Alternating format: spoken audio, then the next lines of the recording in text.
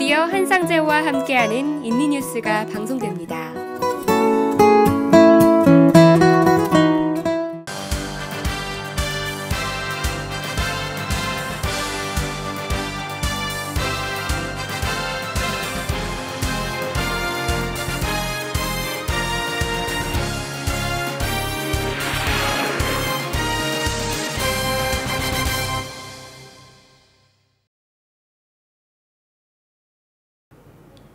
네, 여러분 안녕하십니까? 린도알람 한상제입니다.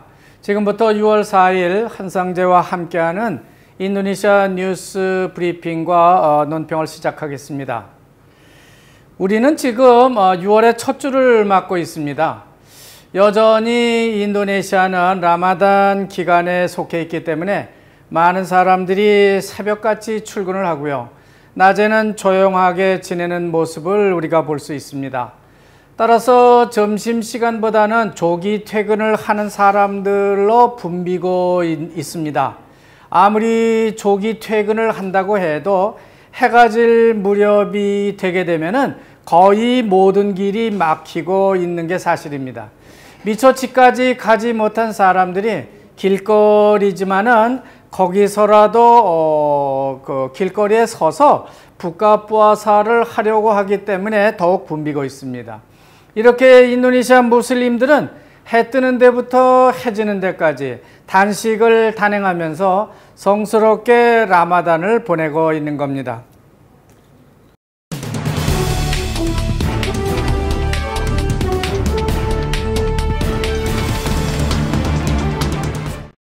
르바란 기간이기는 하지만은 족자 머라피 화산은 지난 1일 다시 강한 화산재를 6km 이상 높이 뿜어냈습니다. 스마랑까지 자동차에 화산재가 두껍게 쌓이고 있다고 전해지고 있습니다.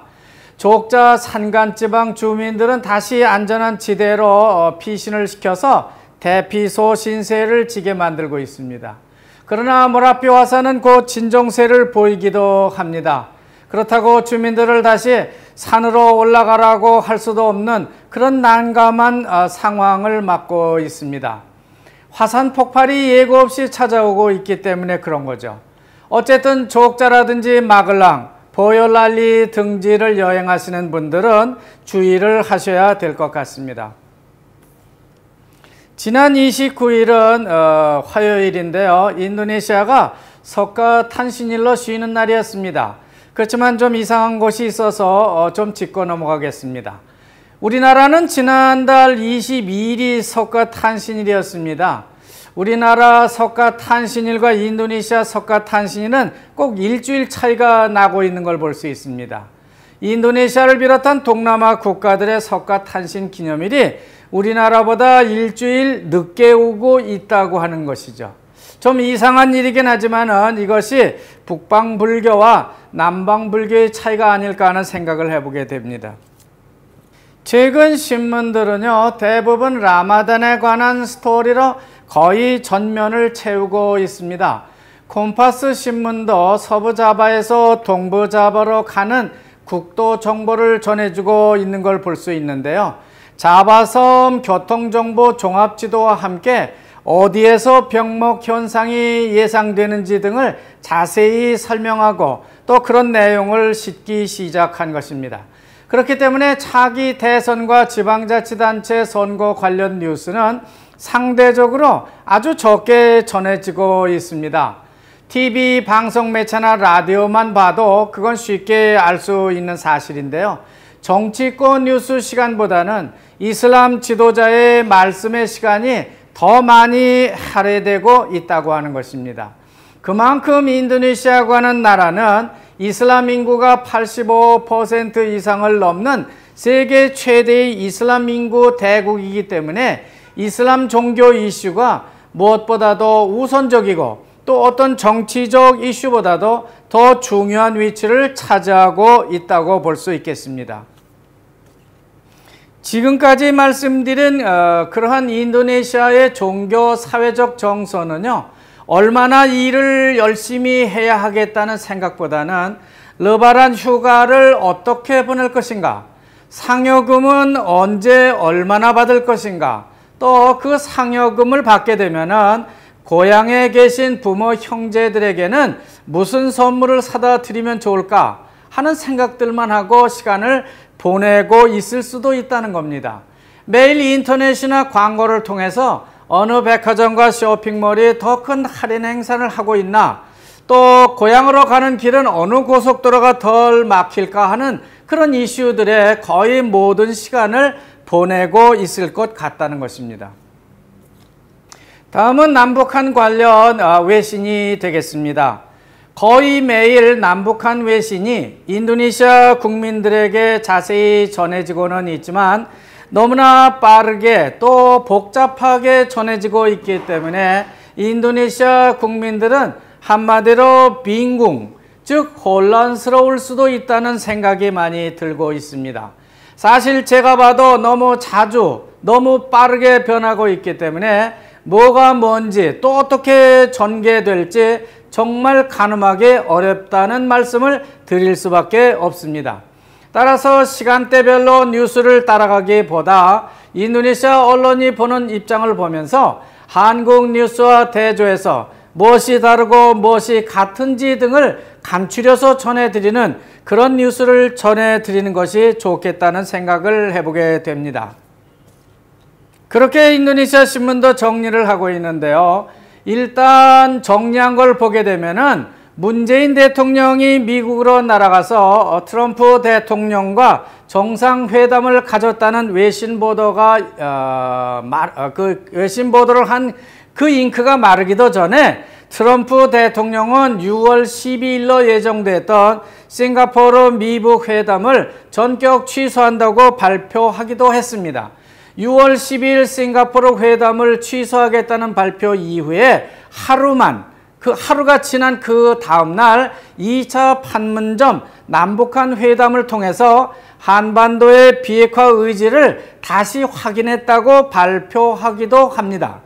좀 복잡하고 신속하게 이어지는 회담 결과 뉴스와 번복 등이 너무 혼란스럽다고 느꼈던지 콤파스 신문도 이와 같은 일련의 과정을 서울발 외신으로 이미 제가 정리해 드린 것처럼 도표로 잘 집성을 해서 보도하고 있는 걸 볼 수 있습니다.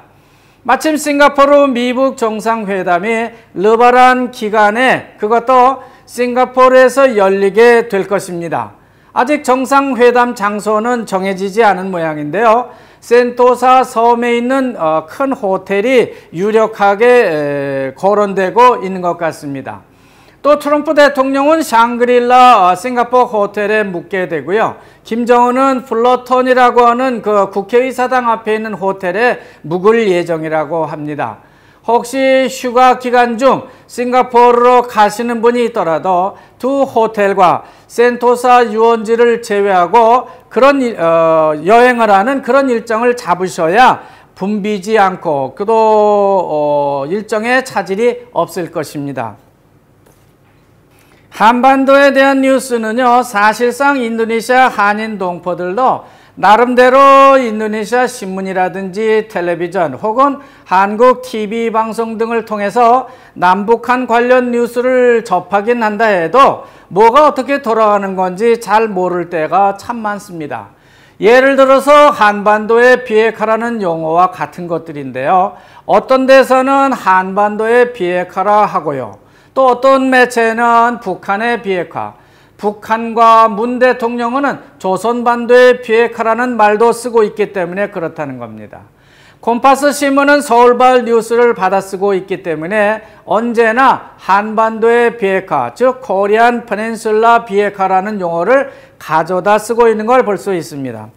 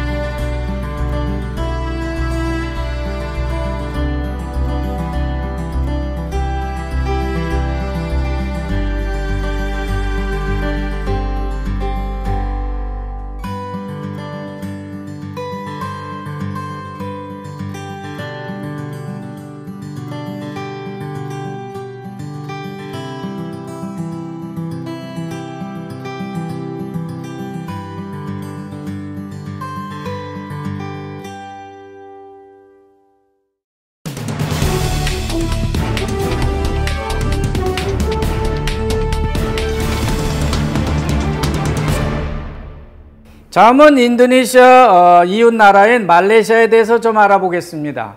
말레이시아 마하티르 총리가 신속하게 국내외 현안들을 처리하고 있다는 뉴스가 크게 전해지고 있습니다.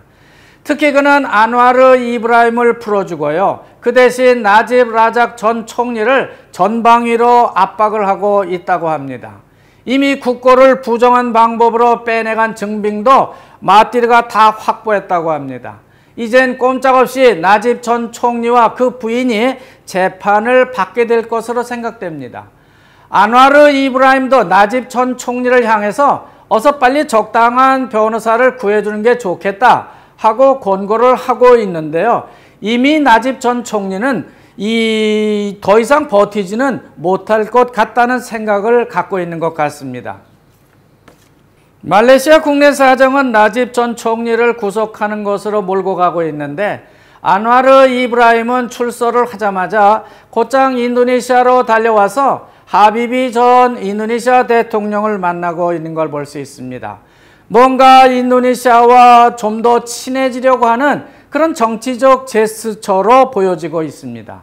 그렇지만 말레이시아는 인도네시아와 그리 친한 나라가 아닙니다. 아직까지도 양국이 합의하지 못하고 있는 국경 문제가 있는 데다가 인도네시아 취업자들의 문제가 말레이시아에 그대로 상존하고 있기 때문입니다. 특히 문제가 되고 있는 것은 인도네시아 노동자들의 말레이시아 미입국 현상입니다. 그렇다고 말레이시아는 인도네시아 노동자들의 미입국을 완전 차단할 수도 없는 그런 상태입니다.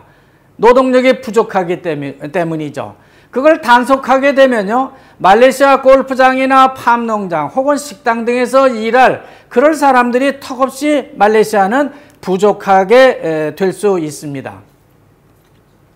한편 마하티르 말레이시아 총리 정부는 싱가포르를 향해서 철도 건설 문제와 중간 섬에 대한 소유권 문제를 다시 제기하고 나섰습니다. 먼저 철도 부지 문제는 싱가포르 정부가 싱가포르 섬에서 출발하던 싱케일간 철도 종착역을 조르 바르 인근으로 이전을 시도하고 있기 때문에 다시 논의를 해보자고 하는 것이고요. 국경을 가르는 버르다 브랑카 섬이라는 곳과 플로우 미들 락스 섬의 소유권 문제는 이미 국제사법재판소에서 결정을 어떻게 내렸냐 하면 버르다 브랑카 섬은 싱가포르가 갖고요. 플로우 미들 락스는 말레이시아 소유가 되겠습니다 라고 확정한 사안인데 마하티르 수상은 자기 집권 당시 그러니까 1981년부터 93년까지 주장하던 그 두 이슈를 이제 다시 들춰내서 어떤 구도를 다시 잡고 있는 그런 모습을 보여주고 있습니다. 다음은 인도네시아가 인도와 가까워지고 있다는 소식입니다. 인도네시아는 인도 수상의 국분 방문을 계기로 해서 대중국 전선을 더 확대하기로 이렇게 합의를 한 것 같습니다. 특히 남중국해 문제 해결을 위해서 인도네시아와 인도 두 나라가 상호 협력을 하겠다고 합의를 했기 때문에 이제는 더 중국이 어떻게 나오게 될지 그게 주목되고 있습니다. 인도와 인도네시아가 손을 잡는다고 하는 것은요, 미국의 인도 태평양 전선에 합류하겠다는 것을 의미하는 것이 될 수 있습니다. 그렇다면은 중국의 1대1로 정책에 참여하려고 했던 인도네시아가 이제는 한 발 뒤로 물러서는 것이 아니냐 하는 그런 생각을 해볼 수 있게 됩니다. 이런 가운데 마하티르 수상까지 아세안에 재등장을 했기 때문에 이제부터 아세안에는 많은 변화가 예상된다고 할 수 있겠습니다. 다음은 8.18 아세안 게임 소식입니다. 인도네시아 아세안 게임 로고를 인쇄한 아세안 게임 공식 등록 상품이 선정돼서 보도되고 있습니다. 좀 늦은 감이 없지는 않지만 어쨌든 지금이라도 상품 선정이 다 끝났으니까 참 다행인 것 같습니다. 등록 상품 중에는 2개 외국 업체 상품을 빼고 모두 국산품으로 대체했다고 합니다. 가격대를 보게 되면은 15,000루피아부터 약 35만 루피아까지 다양하다고 합니다. 라이터라든지 볼펜, 메모같이 아주 컨벤셔널하고 저렴한 것이 있는가 하면 작은 비닐 가방과 사진 케이스 등 그래도 좀 가격이 나가는 것이 있고요. 부채라든지 티셔츠, 완구, 스낵, 목욕용품 등은 10만 루피아 내외, 즉 10불짜리 내외 상품이 많이 선정되었다고 하는 소식입니다. 다음은 교민 소식이 되겠습니다. 지난 1일인데요. 직스 강당에서 CBMC 기독교 비즈니스맨 단체가 주최하는 제7회 한인교회 친선 탁구대회가 열렸습니다. 이날 우승을 차지한 교회는 땅그랑의 교민교회입니다. 교민교회가 연속 2회 우승을 차지한 것이죠. 이날 대회에는 700여 한인교회 성도들이 탁구대회를 모체로 해서 화합을 다지는 그런 대회였는데 대한체육회는 메달을 보내주시고 한인회와 코참 상공회의소는 4대 탁구대회를 CBMC 연합회와 함께 자카르타 인터내셔널 스쿨에 기증하기도 했습니다. CBMC라는 단체는 우리말로 기독실업인회라고 부르고 있습니다. 이 단체는 자카르타 지회를 비롯해서 땅그랑, 클라파가딩, 보골, 찔레건, Y 청년지회를 조직해서 약 200여 명이 활동을 하고 있는 그런 선교단체가 되겠습니다. 여러분이 달력을 보시게 되면 6월 8일이 금요일이 되는 걸 볼 수 있습니다. 따라서 인도네시아 무슬림들은 그날 기도를 마치게 되는데 일제히 그때부터 퇴근을 할 것이 예상되고 있습니다. 따라서 상여금은 이때보다 좀 더 일찍 줘야 할 것이 맞지 않나 이렇게 생각이 됩니다. 이슬람 최대 명절이기 때문에 지금 주변에는 도둑도 많아지고요. 거리에 건달도 많아지는 그런 시기인 만큼 자금을 운송한다든지 집안 단속에 좀 더 유의를 하셔야 될 것입니다. 이렇게 시작을 하게 되면 오는 20일에 휴가가 모두 끝나게 됩니다. 따라서 21일, 즉 목요일부터는 모두 출근을 다시 해야 하는 것이죠. 다시 한번 이들에게 다짐을 해 두시면 좋을 것 같습니다. 저희 인도네시아 주간 뉴스도 제가 르바란 기간 동안 서울을 좀 다녀올 예정이기 때문에 11일과 18일 두 주간을 쉬고 25일 월요일에 다시 만나 뵙도록 하겠습니다. 2018년 르바란 휴가 여러분 즐겁게 보내시기 바랍니다. 슬라맛 하리라야 이들 피트리 대단히 감사합니다. 안녕히 계십시오.